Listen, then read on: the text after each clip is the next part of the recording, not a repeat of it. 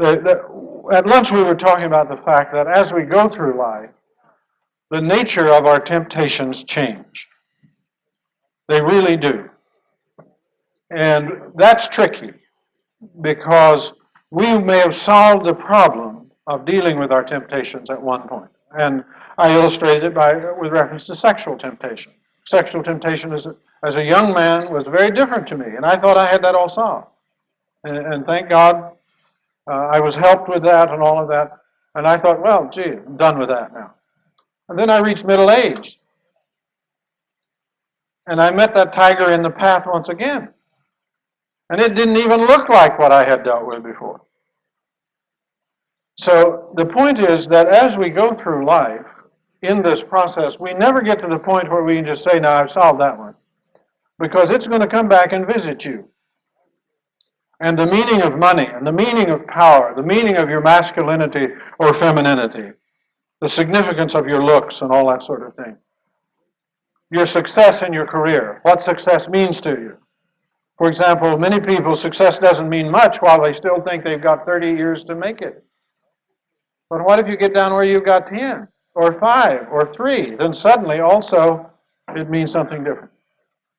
So what we have to understand now is that as we go through life, and it's extremely important to understand this because, see, many of our cases of people who, as we say, fall, are precisely people who are well along in their career, perhaps even old. And then we find some big collapse. Well, that didn't happen yesterday. That has been building.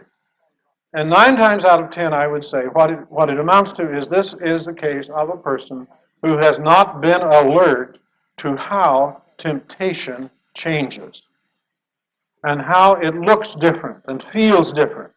Its attractions are different. For example, many people are good because they're hoping by being good they will succeed. Well, what happens when you succeed? You've lost your reason for being good, haven't you? And you might be surprised how many people. Others will grow more and more disappointed.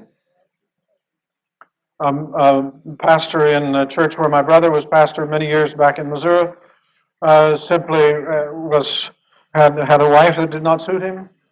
And so finally, after many, many years, he simply told a lady in his congregation that there was a mutual attraction. He said, God has sent you into my life. I have been deprived all of these years of romantic and sexual fulfillment. You are my gift. Now, you say, wait a minute. How can anyone be so crazy? Well, inch by inch is the answer. That's how you get crazy. Inch by inch. And you let these little thoughts keep coming in. Now, you see, if that man had crucified the self-life in a healthy way, he would never have been bothered by this.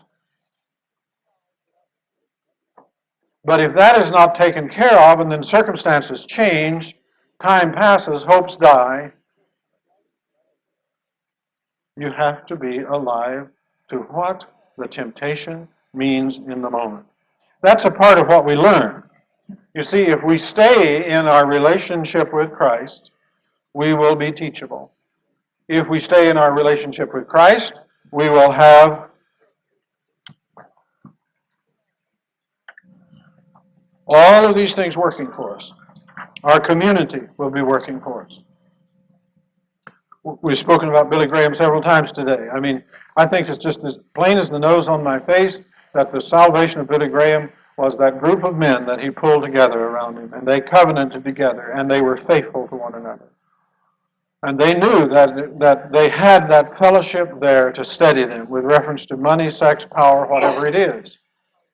And that healthy relationship would go with them through the years, so that as things changed, they would constantly have the checkpoints of fellowship and of confession and all of the other things that go together to steadying them to be.